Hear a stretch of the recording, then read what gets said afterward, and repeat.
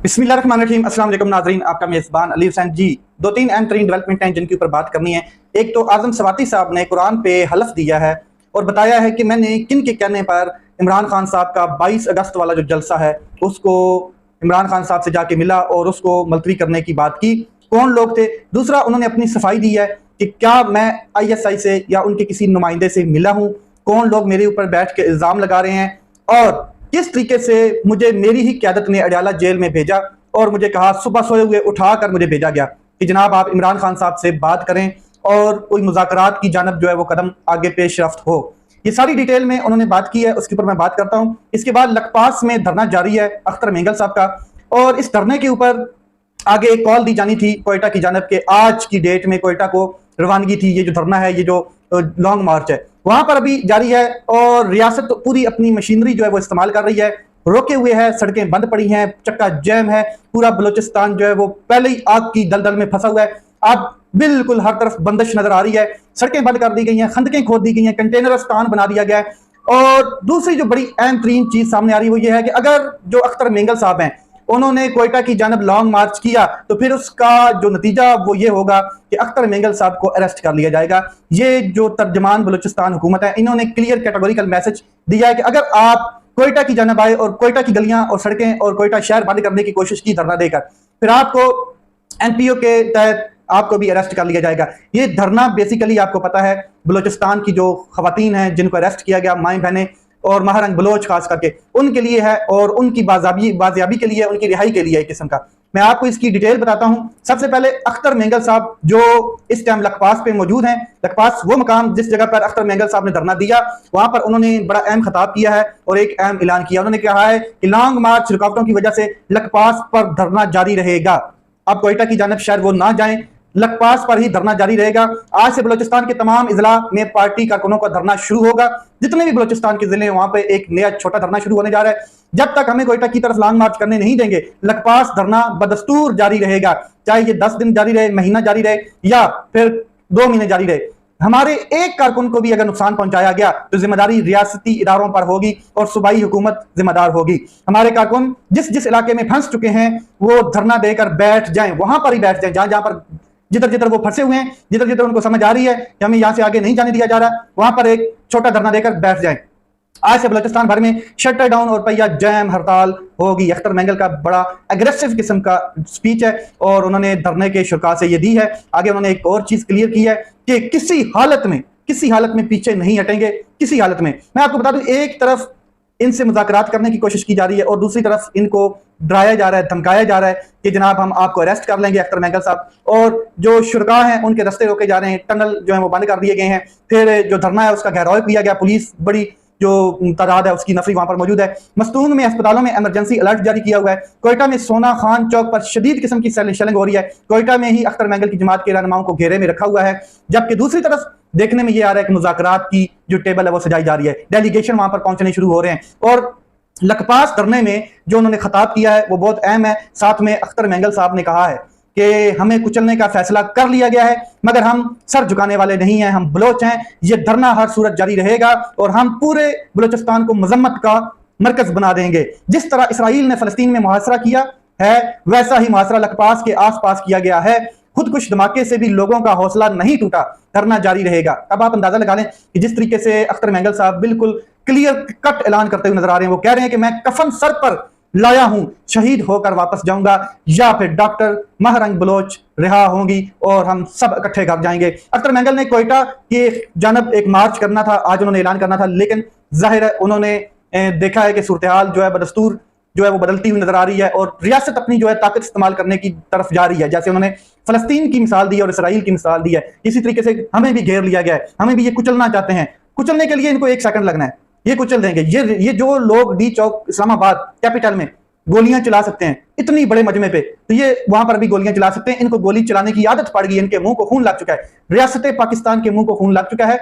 और अख्तर मेंगल और उनके जो साथ धरने में शुरका मौजूद हैं, उनको इस चीज का बखूबी इल्म है कि ये लोग गोली चलाने से ग्रेज नहीं करेंगे बल्कि धड़ल्ले से चलाएंगे और बाद में यही लाशें इन्होंने हमारे ऊपर डाल देनी है कि इन्हीं के लोगों ने गोली चलाई है। तो जाहिर है आगे मैं आपको बता दूं कि एक तरफ ये चीजें चल रही हैं, दूसरी तरफ फिर अख्तर मैंगल को मनाने की भी कोशिश की जा रही है। या सादिक साहब स्पीकर असेंबली, उनकी जानब से भी अख्तर मैंगल को टेलीफोन किया गया और धरना खत्म करने की दरख्वास्त की गई और वगैरह वगैरह, ये सारी चीजें चल रही हैं। आगे चलते हैं जनाब, ये धरना वहां पर अब रहेगा, कोयटा की जानब अब नहीं जाएगा। आगे मजीद क्या लाया अमल होगा ये अख्तर मैंगल साहब मजीद चंद ही दिनों में बताएंगे।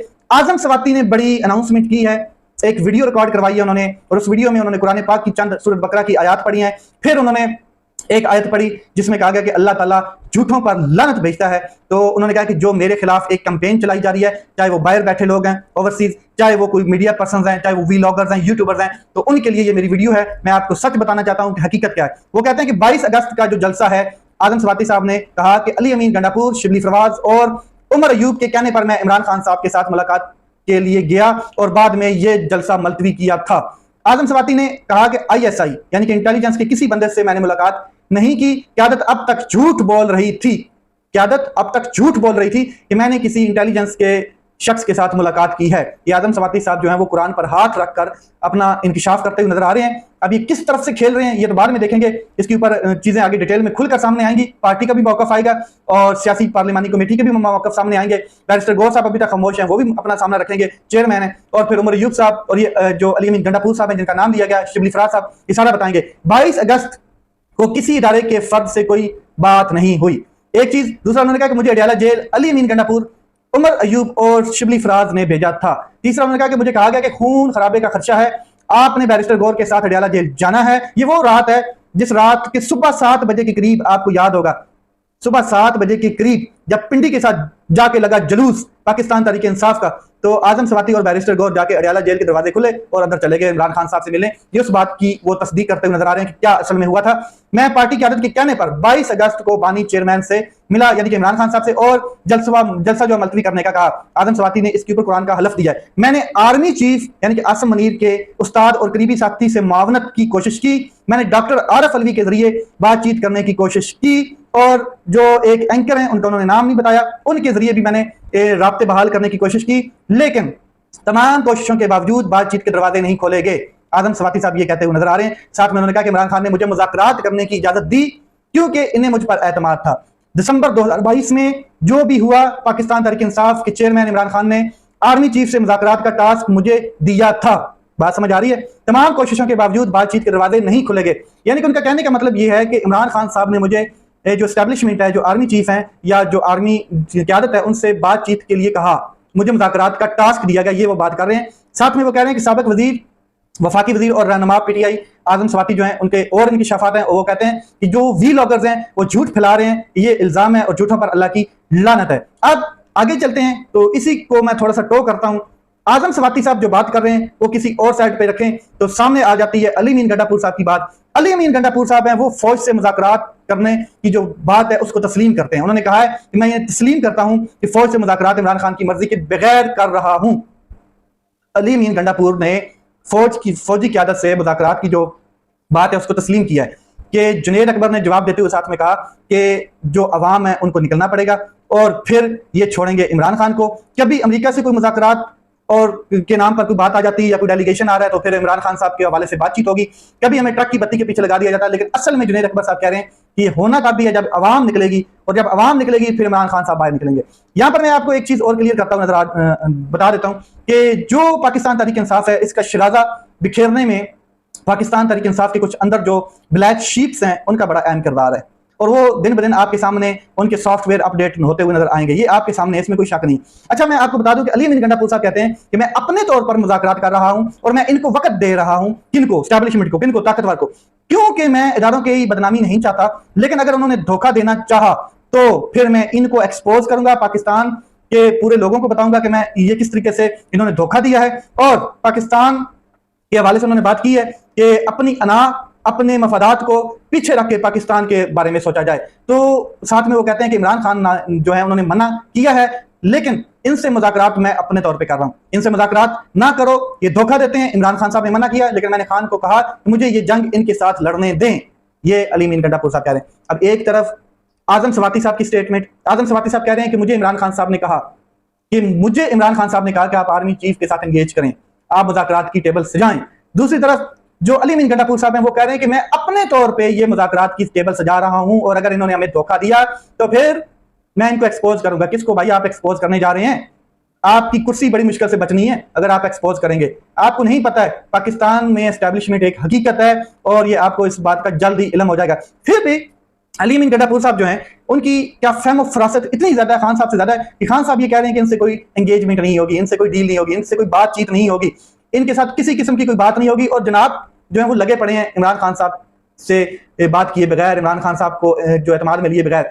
सच क्या है मैं आपको क्लियर कर दूं कि इमरान खान साहब अडयाला जेल में है और ये लोग अपनी कुर्सियां बिठाए हुए हैं, ये लोग अपनी वजारतें एंजॉय कर रहे हैं, ये लोग अपना प्रोटोकॉल एंजॉय कर रहे हैं, इमरान खान साहब के नाम पे वोट लेकर आए हैं, इमरान खान साहब के नाम पे ये लोग ओहदों पर बैठे हैं। अवाम इनसे पूछ रही है कि हमने वोट आपको इमरान खान साहब की रिहाई का दिया है, आप क्या कर रहे हैं? ये सब लूचे मूचे गुचे चल रहे हैं जनाब, और ट्रक की बत्ती के पीछे लगाए हुए अवाम को। और इमरान खान जो है वो 2 साल होने वाले हैं जेल में बैठा है। अब इनको कोई शर्म नहीं है, कोई हया नहीं है, एक दूसरे के ऊपर ये बातें करते हुए नजर आ रहे हैं। पार्टी में तफरका नजर आ रहा है, कोई कुछ स्टेटमेंट दे रहा है, कोई असद कैसर के खिलाफ बात कर रहा है, कोई शेर अब्दुल मर्ज के खिलाफ कर रहा है, कोई आतिफ खान के खिलाफ बात कर रहा है, कोई जुनैद अकबर के खिलाफ कर रहा है, कोई सलमान अकरम राजा के खिलाफ कैंपेन चला रहा है। और जनाब तुम सब इकट्ठे होकर कैंपेन चलाओ इमरान खान के हवाले से। अलीमा खान ने जो एक मैसेज दिया है कि मंगल वाले दिन अगर हमारी मुलाकात इमरान खान साहब से ना हुई अडयाला जेल में तो अडयाला जेल के सामने धरना देंगे। आज निश्तर हाल है सॉरी, उसमें मुराद अली से जो है मुराद सईद उन्होंने आज एतमाद में लेना एक जिरगा, एक नया ऐलान करेंगे। उसकी भी आगे अब तफसीलात आएंगी कि मुराद सईद जो है वो क्या करने जा रहे हैं, किस तरफ तहरीक को चलाने जा रहे हैं। तो बैरिस्टर गौर साहब जो है वो कहते हुए नजर आ रहे हैं कि जल्द ही हम ऐलान करेंगे एक बड़ी तहरीक का। अब वो इंतजार कर रही कौम कि किस तहरीक का इंतजार करना है। मैं यहाँ पर एस्टैब्लिशमेंट के कुछ वो लोग जिनको माउथ पीस समझा जाता है, कुछ ऐसे लोग जो नून लीग में भी हैं, उनके हवाले से बता देता हूं कि वो क्या सोच रहे हैं इमरान खान साहब के बारे में और क्या पैगाम दे रहे हैं एस्टैब्लिशमेंट का। इरफान सदीकी साहब हैं, बड़े सीनियर पार्लियामेंटेरियन हैं, उन्होंने जनाब कहा कि एस्टैब्लिशमेंट बारहा कह चुकी है कि सियासतदानों से बातचीत करें। दूसरी बात कही गई थी कि 9 मई पर माफी मांगे कि हमने गलत किया है। मैं नहीं समझता कि कोई जो तब्दीली है वो आएगी। अगर एस्टैब्लिशमेंट दोनों चीजों से पीछे हटती है तो इनको खुद जस्टिफाई करना पड़ेगा, ये खुद जस्टिफाई करेंगे कि इन्होंने हमारे साथ तो ये बात की है। अच्छा, जब तक इमरान खान कौमी धारे में आने के लिए ख्वाहिश का इजहार नहीं करते मामलात किसी तरीके से हल नहीं होंगे। ये बात भी इन एस्टैब्लिशमेंट से नहीं हमसे ही करनी होगी। जब भी इन्हें ईमानदारी से कौमी धारे में आना होगा तो हमारे पास ही आएंगे। आपके साथ तो इमरान खान साहब कभी सलाम नहीं करेंगे, बहुत मुश्किल है। और कौमी धारे की आप बात करते हैं, कौमी धारा इमरान खान के गिर्द घूमता है। आप सारे फार्म 47 वाले हैं, फार्म 45 वाले कौमी धारे हुए हैं। फार्म 45 वाले वो नुमाइंदे हैं जिनको कौम ने अपने धारे में नुमाइंदा बनाया है। आप लोग बस चूं चूं का मुरब्बा है और ये मुरब्बा जो है पता नहीं कब फटेगा, कब गलेगा, कब सड़ेगा। अपना ख्याल रखें, अपने भाई के चैनल का ख्याल रखें। पाकिस्तान जिंदाबाद।